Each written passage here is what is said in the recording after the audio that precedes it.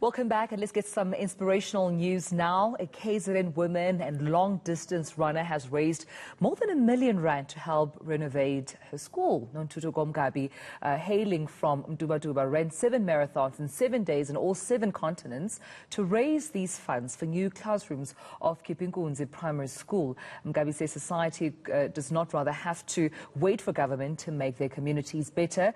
And she joins us and talks to us all the way from Mtubatuba in KwaZulu-Natal. Ms. Mgabhi, thank you so much for your time and welcome to the show.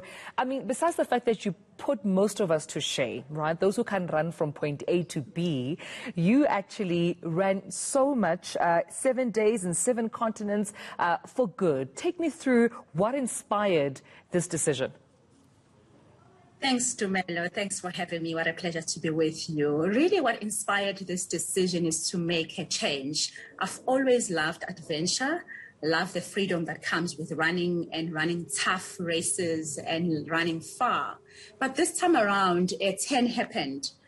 When I decided to run 7 marathons on 7 continents in 7 days, as much as it was humbling that I would be making history and be the first female from Africa to do this, but I thought, you know what? It will actually feel better if I can do this and help someone in need. That's how I then remembered a school I had met in 2018, a school that was really in dire need for new classrooms. In some of the classrooms, they had over 100 learners. They were using old pack homes, shattered window panes, unstable and unsafe. So I remembered the school, and then I was in contact with the principal to say, I'll be running 7 marathons. I want to try, I've never done this before, but I want to try and raise money to help the school. Fast forward to Tumelo, the school, or the 5 new classrooms were handed to the school on the 19th of February. Fully built, fully finished, and looking absolutely beautiful. This, I mean, to say this is inspirational is just an understatement, because I'm looking at some of the visuals of you making it to the finish line, looking at some of the young children that you had impacted there. Nontuthuko, what did it take for you to prepare for such marathons? Yeah, it does really do call for discipline. That is goes without saying. You have to really commit to yourself to a plan.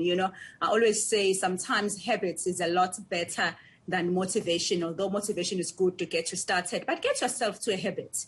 So something that you will do without thinking much. Yeah. So, I mean, on an average month, I was running over 550 kilometers. I did a lot of speed work just to increase my speed endurance, as well as high mileage I was doing. I also decided to have a coach.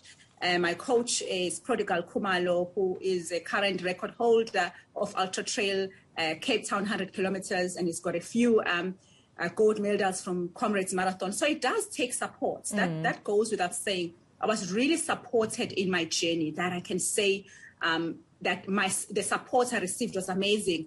And also I had to commit to a plan. So it really took commitment, but also because then also sponsors who will sponsor the building of the school had already started to come forth and say, wow, we love this cause, we'll support you. It also encouraged me to train harder so that I do not only build the school, but I do make the young ones there from that school proud to say she made it. Right. So they see themselves in you and know that it's possible because you were able to achieve it, which is a lifelong lesson for most of us, if not all of us.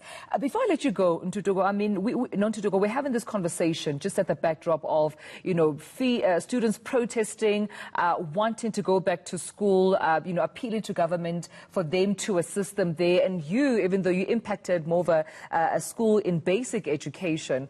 I mean, what's your advice to communities? Because I know that you stand for communities not always waiting for government to do something, but for also do and contribute as little as they can to better their communities. What advice would you give South Africans?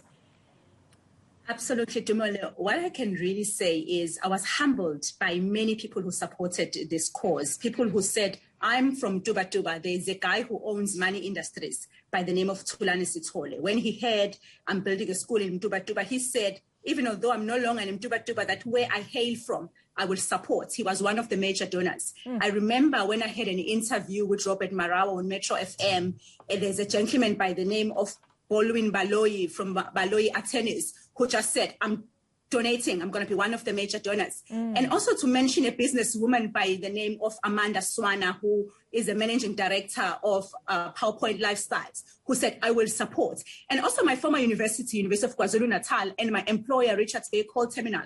And to mention also one of the big sponsors like Hollywood Bets, as well as BTT, Bidvest Tank Terminals, as well as South African Bulk Terminals. It is so much, there's so much we can achieve when we all want to better communities. I would like to encourage also a corporate to look beyond where they operate, because often areas like Mtubatuba, because there aren't big industries around them, they do not even benefit from corporate social investment, because many corporate look around them. So all I can say, we all have a role to play. I've mentioned people here who own their own businesses, who took their own money, like Tulani Sitole from Money Industries, Amanda. So all of us, we've got something to offer. Let's look around ourselves and say, how can I make the difference? Be the change you want to see. Absolutely. I couldn't agree with you more. But thank you so much, Nontuthuko Mgabhi, for not only joining us, but inspiring us.